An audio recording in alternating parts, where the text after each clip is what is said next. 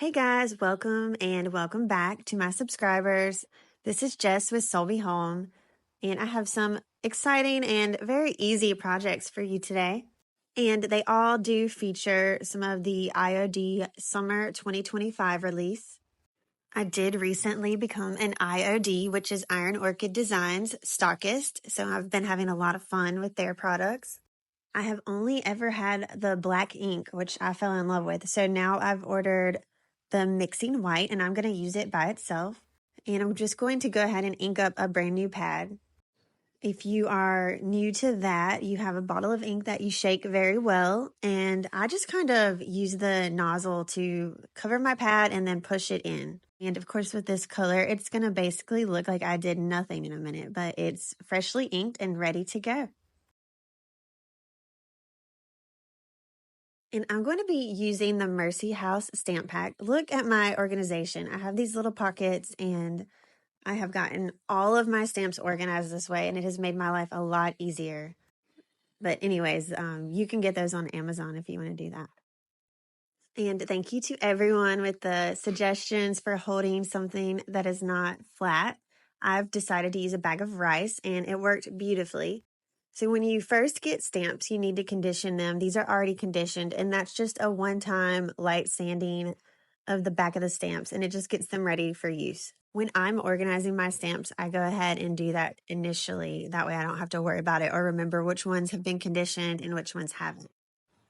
And these stamps are very easy to make your own little pattern with. They can go pretty much any way your heart desires with your pattern creation. And I'm just doing a little ornate detail on the front of this one. It kind of looks like a little garland to me with a very French country look, which is one of my absolute favorite looks if you haven't been able to tell from my channel.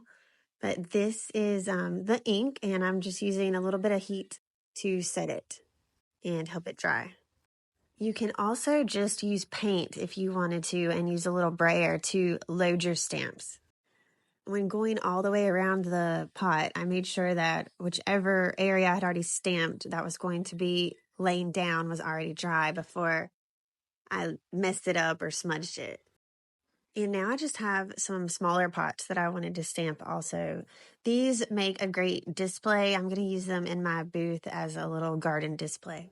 I also have been known to give pots as gifts a lot. This is a very simple way to do that also, especially if you're sharing cuttings or something like that, if you're a plant lady like me. I had also grabbed another pack that I had to do the bird stamp on a pot. But these turned out really adorable and they have a cute rustic look to them. Next up, I'm going to be using the Featon's Botanical Transfer Set, which I'm actually going to use for the rest of the video. And this is just a super simple project. These are little galvanized wall pockets from Hobby Lobby, and I'm just adding a transfer to the front of them. This little packet of transfers is one of the smaller ones, but it is a mighty little pack. I think it's been one of the favorites of the season, honestly. I think my favorite for my other IOD people is probably Menagerie, but I do have Saint Germain also, and I haven't even used it yet. And you can wax your whole piece or spray it if you feel like you need to seal it. After I transfer, I always make sure to burnish it again with a little soft cloth, just to make sure there's no air bubbles or anything. And I had to cut one of my purple gladiolas to display this. It was just a perfect fit. So now I'm going to take these beautiful purple blooms and I'm cutting into them, not into the actual transfer, but just in between the spaces. And that's going to help it go on this curved surface. I'm putting them on a decorative use watering can. Actually, I'm going to make 2 of these. And again, you just apply it, kind of smooth it out with your finger or hand, and then you start using a burnishing stick to burnish your transfer on. And each transfer pack comes with a burnishing stick.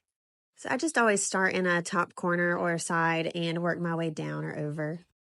And these turned out really cute. They'd be a great addition to summer or spring decor. The reason I say decorative use, I mean, you could absolutely use it with water. You just have to know that if it's out in the sun, it's going to fade over time. And now for my final project for this video, I wanted to put some transfers on a lampshade.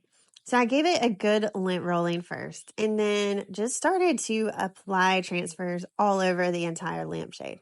This was a little tricky to burnish these onto this surface because I didn't want to damage the shape of my lampshade, but I managed to persevere and got it covered.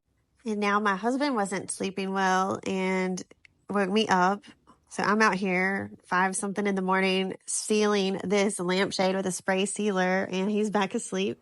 It's very hot and humid where I am, so if I'm going to spray anything, I have to do it very early or later in the evening. But this turned out pretty cool. It's very unique. I think it's delicate, I would say for sure, but it is very beautiful. Hopefully you have enjoyed this video and been inspired to create your own version. I greatly appreciate you guys being here and watching. It supports my channel so well in more ways than you know. So thank you again, and I hope you guys have an awesome week. Let me know in the comments which project's your favorite.